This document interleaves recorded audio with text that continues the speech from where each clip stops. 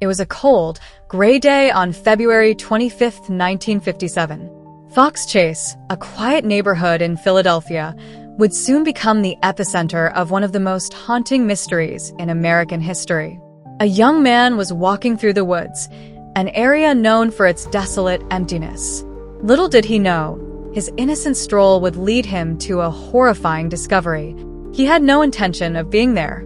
In fact, he later said he was out setting rabbit traps. But what he found was far worse than any wild animal. Amidst the thick, overgrown brush, he spotted a discarded cardboard box. Curiosity overcame him. Why was there a box here, in the middle of nowhere? Slowly, cautiously, he approached the box. What he saw inside would change everything. The body of a little boy, lifeless, naked, bruised, crumpled inside the box like an old doll. Shock, horror, fear. But rather than immediately calling the police, the man turned and left, terrified. He wasn't sure what to do. He couldn't shake the image from his mind. Days later, another passerby saw the box and, like the first man, called the authorities. When the Philadelphia police arrived, they were immediately struck by the gruesome sight.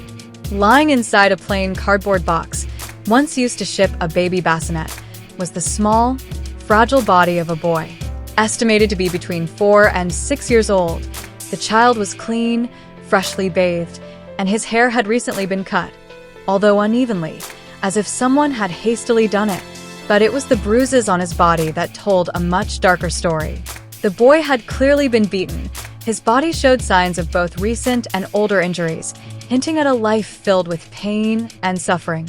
The question on everyone's mind: who is this boy? And how did he end up in that box, alone and abandoned in the woods? The police quickly began their investigation. They searched the area around the box, hoping to find any clues. But the scene was eerily empty. No footprints, no discarded clothes, no sign of a struggle. It was as if the boy had simply appeared out of nowhere. The box itself provided one clue. It had originally contained a bassinet, purchased at a J.C. store. But when investigators traced it back to its origin, they hit a dead end. The store couldn't provide information about who had bought it. With no identification on the boy and no one coming forward to claim him, the mystery deepened. Philadelphia police were left with one daunting task: identify the boy. They released his photograph to the media. Posters with his image, his innocent, pale face, were plastered all over the city. Newspapers ran headlines asking for any information about a missing child fitting his description. But days turned into weeks, and still, no one came forward. They combed through missing persons reports, but not a single case matched. It was as if this boy had never existed. Who was he? Why had no one reported him missing? Detectives even checked orphanages, foster homes, hospitals, and schools, hoping that someone, somewhere, would recognize the boy. But once again, nothing.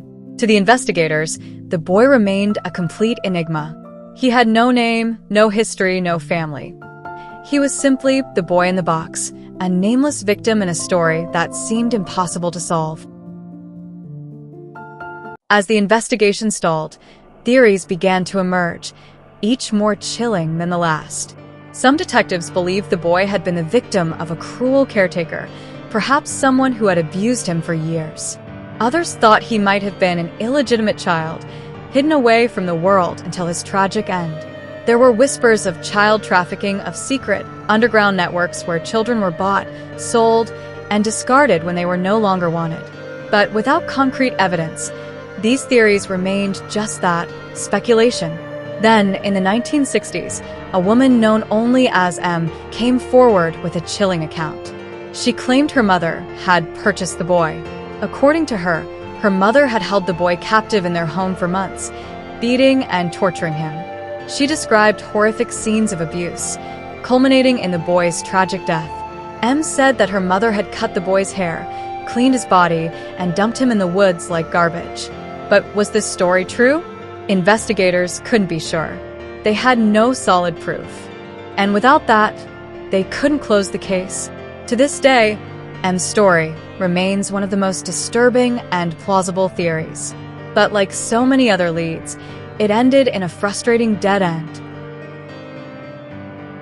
The investigators turned their focus to the box once more. It had been a key clue, but could they find more?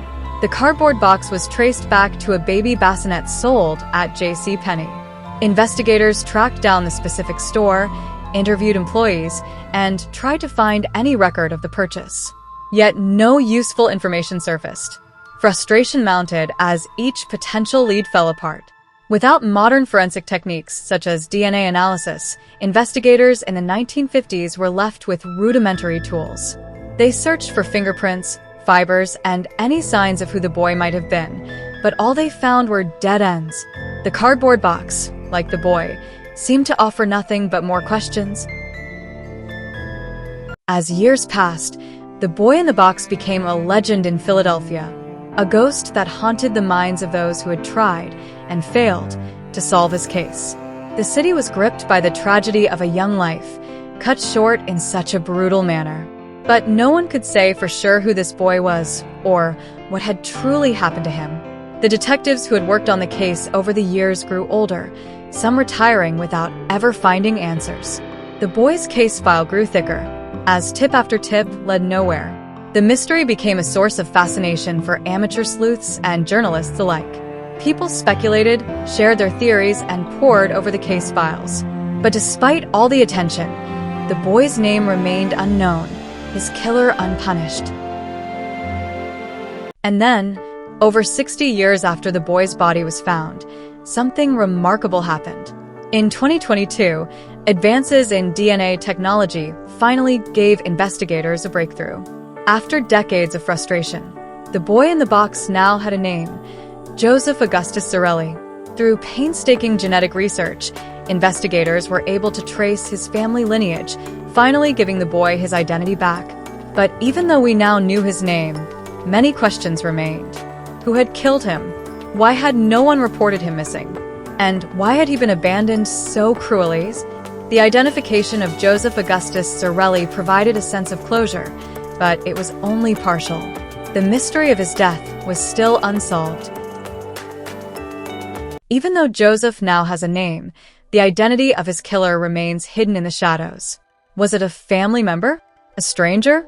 Someone close to him, who had lived with this secret for decades. The case of the boy in the box, or Joseph Augustus Zarelli, is a reminder that not all mysteries are solved, and that even in the modern world, some secrets may remain forever buried. But we will never forget Joseph. We will never stop searching for the truth.